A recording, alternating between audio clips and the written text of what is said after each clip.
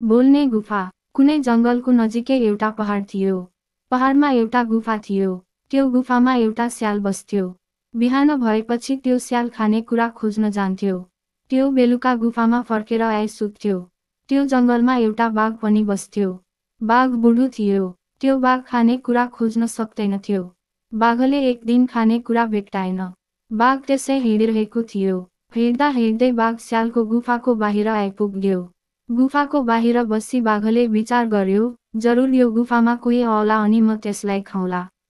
यति विचार गरेर बाघ गुफाभित्र पस्यो। बेलुका स्याल आफ्नो गुफामा आयो।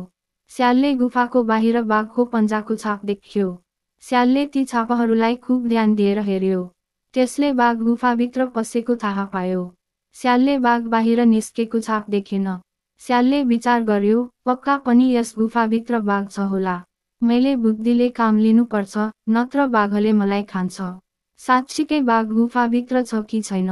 स्याललाई यस कुराको जाँच गर्न मन लाग्यो। गुफा, म आऊ। गुफा, म आऊ। स्यालले जोडले गुफालाई बोलायो। धेरैपल्ट यसै गरी बोलायो, गुफा, म आऊ। गुफा, म आऊ। गुफाभित्र बसेको बाघले विचार गर्यो, गुफा सधैँ स्यालसँग बोल्थ्यो होला। आज मेरा डरले नबोलेको होला।